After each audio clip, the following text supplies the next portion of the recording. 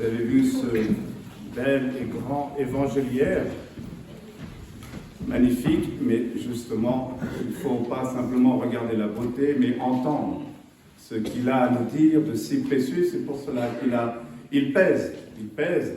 Et ce livre a été réalisé par le frère d'Elisabeth Lage, ici présente, une paroissienne, une amie, une famille, une mère, un père d'Herblay, qui m'ont offert ce précieux cadeau. Son frère qui aujourd'hui nous regarde du ciel, qui rêvait d'être prêtre, qui n'a pas pu être prêtre, mais qui a toujours eu un grand amour de l'Église. Et il faudrait prendre le temps de regarder cet évangéliaire. Toute l'attention, tout l'amour qu'il y a mis pour dire la parole de Dieu, c'est une parole d'amour, une parole qui a du poids et qu'il faut prendre au sérieux. Dans la religion juive, on l'appelle la kavod. La parole de Dieu, elle a un poids. La kavod, ça veut dire qu'effectivement, ça a un certain poids. Et qu'il faut nous mettre à l'écoute, pas simplement nous contenter d'entendre, mais de la mettre en pratique. Pourquoi j'ai pris effectivement le temps de mettre ce livre, cet évangéliaire, ce autel, pour dire qu'il y a deux tables, la table de la parole et la table de l'Eucharistie. Dans la parole, il y a le Christ, dans les hosties consacrées, dans le vin consacré, il y a le Christ, la présence du Seigneur. Nous devons effectivement nous remettre en présence de celui qui est là pour nous éclairer devant les actualités de notre monde. Ce matin, j'avais la joie de prendre le temps avec mes louloutes de faire une grande balade en forêt, plus d'1 heure, dans la neige. Et qu'est-ce que nous avons vu? 3 biches d'un seul coup passer devant nous. Ou chevreuil, peu importe, mais les connaisseurs. Mais 3, le chiffre 3. Le chiffre 3 pour dire justement, Charles, n'aie pas peur.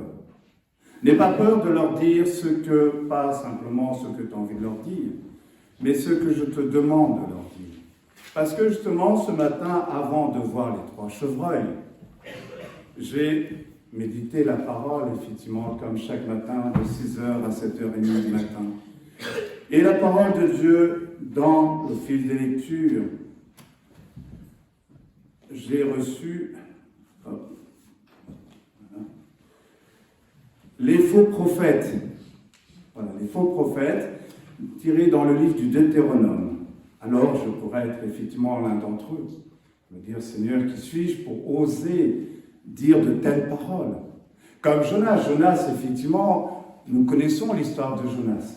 Jonas, quand il doit dire à Ninive de se convertir, il prend peur, il se dit, non, c'est pas vendeur. C'est pas vendeur de dire à Ninive de se convertir parce que tout va être détruit, c'est pas vendeur. Donc, il fait demi-tour dans un premier temps. Mais il est avalé par la baleine. Il est recraché par la baleine, il doit passer par la mort, il doit mourir à lui-même. À ceux qu'il veut dire simplement pour faire plaisir, pour caresser l'encens du poil, ou pour rechercher justement la séduction. Jonas est recraché et va parcourir Ninive en 1 journée, parce qu'il est pris par l'urgence. Cette vie qu'il devait parcourir normalement en 3 jours. Mais quand il y a une urgence, on court.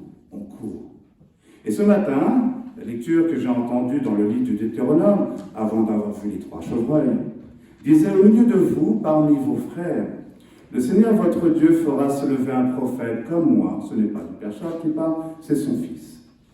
Et vous l'écouterez. C'est bien ce que vous avez demandé au Seigneur votre Dieu au mont Horeb, le jour de l'assemblée. Quand vous disiez, je ne veux plus entendre la voix du Seigneur mon Dieu, je ne veux plus voir cette grande flamme, je ne veux pas mourir. Et le Seigneur me dit alors, ils ont bien fait de dire cela. Je ferai se lever au milieu de leurs frères un prophète comme toi. Je mettrai dans sa bouche mes paroles, et il leur dira tout ce que je lui prescrirai. Si quelqu'un n'écoute pas les paroles que ce prophète prononcera en mon nom, moi-même je lui demanderai compte. Mais un prophète qui aurait la présomption de dire en mon nom une parole que je ne lui aurais pas prescrite, ou qui parlerait au nom d'autres dieux, ce prophète-là mourra. Je prends des risques. Peut-être demanderas-tu, comment reconnaîtrons-nous que le Seigneur n'a pas dit cette parole? Si le prophète parle au nom du Seigneur, et que la parole reste sans effet et ne s'accomplit pas, Alors le Seigneur n'a pas dit cette parole. Le prophète l'a dit avec présomption, tu ne dois pas en avoir peur. Le prophète, nous sommes tous prophètes par notre baptême. Prêtres, prophètes, rois et reines. Et au milieu de nous, dans notre propre communauté, il y a des prophètes qui ne savent pas encore qu'ils sont prophètes. Il y a des prophètes qui écrivent dans des écritures automatiques, qui ne comprennent pas encore pourquoi ils écrivent tout cela. Que j'accompagne, que j'essaye de guider. Et pour bien illustrer mes propos sur l'importance de la parole, puisque ça fait maintenant 1 an et demi que je suis avec vous, et que, comme je vous l'ai dit, je vous casse les oreilles sur la confession, je voulais vous donner à entendre des propos d'une dame qui a des entretiens privilégiés. Donc elle est du Costa Rica, elle vit actuellement au Venezuela. Elle s'appelle Luz de Maria. Je vous donne simplement à entendre le message de notre Seigneur Jésus-Christ à Luz de Maria le 2 janvier 2024. Que ma bénédiction soit reçue par tous, permettez à mon Esprit Saint de demeurer en vous. Vous avez commencé une nouvelle année calendaire au cours de laquelle les tensions dont vous avez été alertés vont augmenter. La croissance spirituelle est indispensable pour que vous puissiez surmonter les fortes épreuves qui sont devant vous.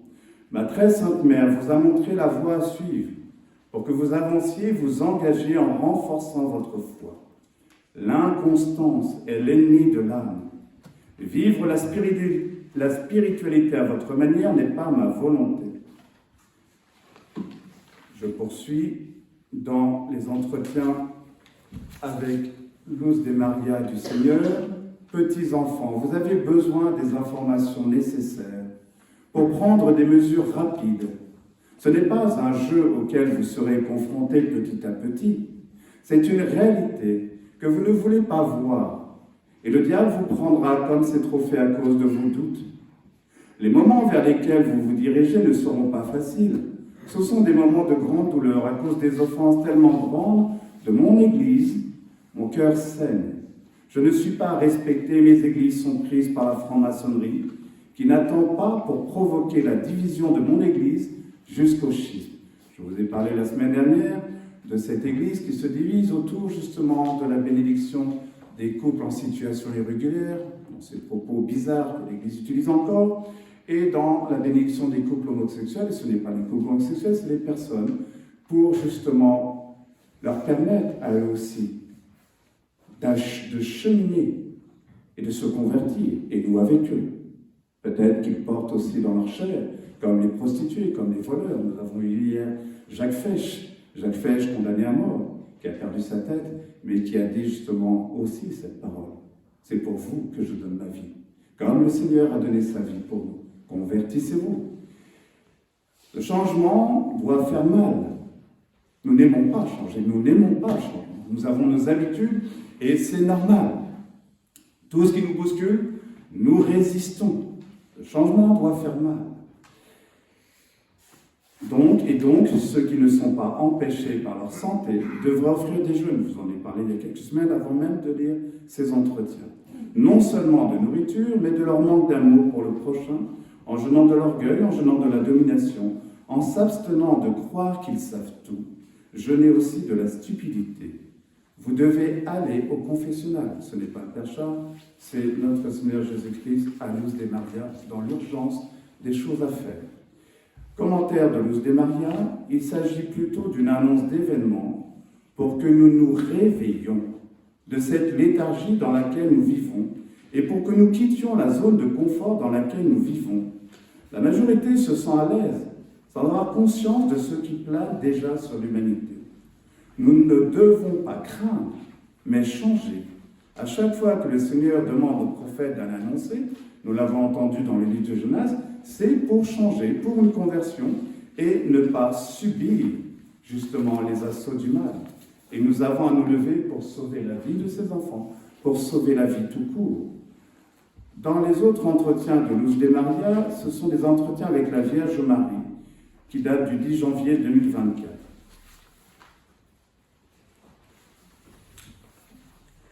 Tant de signes et de signaux se manifestent à vous, et pourtant vous continuez à être du monde. Jésus nous le dit. Vous êtes dans le monde, mais vous n'êtes pas du monde. Ne vous endormez pas et ne vous laissez pas endormir par le monde. Je vous appelle à poursuivre un changement spirituel, dit la Vierge Marie à Luz de Maria. On y croit, qu'on n'y croit pas. Un bon entendeur, salut. Soyez de mon divin Fils. Portez avec vous les sacramentaux, sans oublier le rosaire. Nous avons 2 fois, tous les 2e vendredis du mois, la nuit du rosaire. Je l'ai fait sans savoir vraiment pourquoi. Mais certainement que Dieu sait pourquoi cela a lieu. Petits enfants, pour que les sacramentaux exercent leur protection sur vous, vous devez vous réconcilier avec mon divin Fils et avec vos frères et sœurs. Vous devez vivre les commandements, recevoir mon divin Fils dans la Sainte Eucharistie, après vous être confessé au préalable et prier. Ce n'est pas une option, c'est une nécessité. Et sur le plan de la fraternité, petits enfants, vivez sans faire de mal à votre prochain. Soyez fraternels. Ne soyez pas une cause de division. Vous savez que mon divin Fils ne vous abandonnera pas et que cette mère vous protégera en tout temps. Précisément, sans le faire exprès encore, le thème de notre année, le thème de nos slogans, c'est « Tous serviteurs de la fraternité ». Et j'ai rajouté dans ces commentaires, en méditant la parole, « Tous serviteurs de la fraternité au service de la paix ». Trop souvent, nous faisons des plans, nous projetons à long terme, nous n'avons pas le temps. C'est tout de suite, c'est aujourd'hui, c'est pas demain. Dans la première lecture, Jonas, effectivement, entend cette parole avec insistance, la parole du Seigneur adressée à nouveau à Jonas. Va à Ninive. Jonas est poussé par l'urgence. C'est maintenant. Il faut faire vite. Sommes-nous poussés, nous, aujourd'hui, par l'urgence? C'est étonnant parce que l'humanité, ce n'est que devant l'urgence que les gens sont plus prompts à se convertir. Je disais avec Janine Lucas, avec qui j'ai célébré avec le Père Dominique le soir de Noël, après avoir célébré à ma fille avec 300 personnes, à Janine, ma joie de voir 300 personnes et d'entendre mes frères prêtres me dire « Ah, Charles, partout c'était rempli !» Et Janine me dire « Charles, à 94 ans, on est sage quand on a 94 ans et qu'on a vu les choses de la vie. » Elle me disait « C'est Charles, les églises se remplissent souvent quand les difficultés, quand les épreuves arrivent. Alors ce n'est pas pour avoir peur, mais c'est pour dire c'est maintenant, c'est pas demain, c'est aujourd'hui. Oui, sentons-nous, entendons-nous les appels urgents de Dieu à se convertir pour convertir le monde. Lui qui montre aux pécheurs le chemin, il enseigne aux humbles son chemin. Et je me dis, Seigneur, mais pourquoi tu prends un gros pécheur comme moi, un gars quand même qui est, voilà, bon, faut arriver quand même à, hein, c'est pas si simple que ça quand même. Il y a un sacré caractère, quoi. Envie de dire, bon, mais quand même, il se prend pour qui là, le Père Charles? Je me prends pour rien. Et justement, c'est parce que je ne suis rien que je me permets de vous le dire, au nom de notre Seigneur. Frères, je dois vous le dire, nous dit saint Paul apôtre aux Corinthiens, le temps est limité. Il passe, ce monde tel que nous le voyons. Nous sommes dans le monde pour servir Dieu et les hommes. Mais nous ne sommes pas du monde pour ne pas nous laisser endormir dans les plaisirs du monde. Les temps sont là, réveillons-nous, sortons de notre sommeil.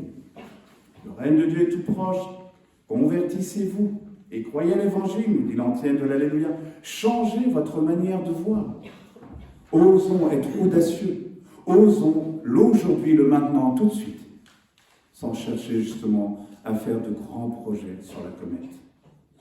Oui, après l'arrestation de Jean-Baptiste, dimanche dernier, on pourrait se dire, mais c'est bizarre quand même cet évangile. On nous dit, c'est après l'arrestation de Jean-Baptiste, alors que dimanche dernier, c'était Jésus c'est les disciples, c'est Philippe qui conduit son frère. Et pourquoi il y a des versions différentes?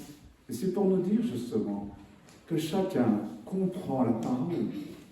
Mais l'important, peu importe la compréhension qu'on en a, l'important c'est de la proclamer, de dire. Et après la réception, c'est l'affaire de chacun. Moi, je ne suis, comme dit Sainte Thérèse ou Sainte Bernadette, je ne suis pas chargé de vous faire croire. Chargé de vous le dire. Après la réception, vous en faites, vous avez la liberté d'en faire ce que vous voulez. Ça ne m'appartient plus. Au moins, j'ai fait le job. Les temps sont accomplis. Jésus, effectivement, reprend ces paroles. Convertissez-vous et croyez à l'Évangile. Les temps sont là. C'est le moment. Ne perdez plus de temps. Laissez-moi vous sauver pour sauver la multitude. Convertissez-vous et croyez à ma parole. Elle est claire. Elle n'est pas là pour effrayer. Le Seigneur nous dit, vous entendrez toutes sortes de choses, vous verrez toutes sortes de choses. N'ayez pas peur. Vous serez où je suis en vous. Si vous cultivez ce lien, cette proximité avec la parole de Dieu, ne vous contentez pas simplement de l'écouter. Laissez-la vous travailler. L'appel de Dieu se fait pressant. N'attendons plus. Les temps sont là. Levons-nous prestement.